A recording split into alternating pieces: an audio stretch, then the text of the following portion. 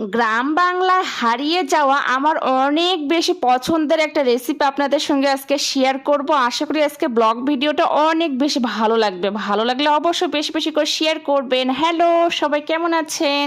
গ্রামের বাসা থেকে যখন আম্মু আসতেছিল তখন বলেছিলাম যে আমার জন্য মান নিয়ে আসিও, কারণ আমার অনেক বেশি মান পছন্দ। প্রথমে আমি একটা কড়াইয়ের মধ্যে মান নিয়ে নিলাম পরিমাণ মতো। তারপরে মান রান্না করতে গেলে কিন্তু অবশ্যই রসুন ও পেঁয়াজের পরিমাণটা বাড়িয়ে দিবেন। রসুনটা যত বেশি দিবেন খেতে কিন্তু তত বেশি ভালো লাগবে। এখানে আমি অনেকটা রসুন ও পেঁয়াজ নিয়ে নিলাম। তারপর একে একে সব ধরনের আদা রসুন জিরা পেস্ট দিয়ে দিলাম, পরিমাণ মতো রান্নার হলুদ লবণ দিয়ে দিলাম। তারপর সব ধরনের গরম মশলা এখানে অ্যাড করে দিলাম। আমি সর্ষে তেলে যেহেতু সব রান্না বান্না করি এই জন্য সর্ষে তেল পরিমাণ মতো দিয়েছি। পরিমাণ মতো পানি দিয়ে আমি একটা খুন্তির সাহায্যে সবগুলো উপকরণ মিক্সড করে চুলার উপরে বসিয়ে দিব। এটা একটু রান্না করতে অনেকটাই সময় লাগে, এই জন্য এই রান্না করতে গেলে অবশ্যই একটু হাতে সময় নিয়ে রান্না করবেন, তাহলে খেতে অনেক বেশি ভালো লাগে। মান আনাজি এই রান্নাটা মোটামুটি আমার কাছে মাটির চুলা রান্নাটাই বেশি পছন্দ। যদিও শহরে তো আর মাটির চুলা নাই, এই জন্য গ্যাসের চুলায় রান্না করতেছি। তবে এই রান্নাটা করতে গেলে অবশ্যই বেশি সময় নিয়ে রান্নাটা করবেন, তাহলে খেতে বেশি ভালো লাগবে, গলায় একদমই ধরবে না। আগে থেকে বাসায় রান্না করা গরুর মাংস ছিল, সেই মাংসটা এখানে দিয়ে দিলাম। মাংসটা দেওয়ার পর আবারও সবগুলো উপকরণ খুব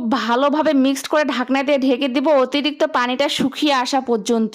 অতিরিক্ত পানিটা শুকিয়ে আসলে অনবরত নেড়ে নেড়ে এই রান্নাটা করতে হবে। তো আমার মতো কে কে আছেন মান আনাজি অনেক বেশি পছন্দ করেন অবশ্যই কমেন্টে জানাতে ভুলবেন না। যেই দিন বাসায় এই রান্নাটা করি বিশ্বাস করেন আমার আর অন্য কোনো পদের প্রয়োজন হয় না। এত বেশি মজা করে সকলে খেয়ে নেয় যে আমার অনেক বেশি তৃপ্তি পায়। এই রান্নাটা যতটাই সময় লাগুক খেতে কিন্তু এক কথায় অসাধারণ হয়। অবশ্যই বাসায় একবার হলে এই রান্নাটা করবেন। যারা একদমই মান আনাজি পছন্দ করে না তারাও এর প্রেমে পড়তে বাধ্য হবে। যদি আমার ভিডিওটা ভালো লাগে অবশ্যই বেশি বেশি করে শেয়ার করবেন।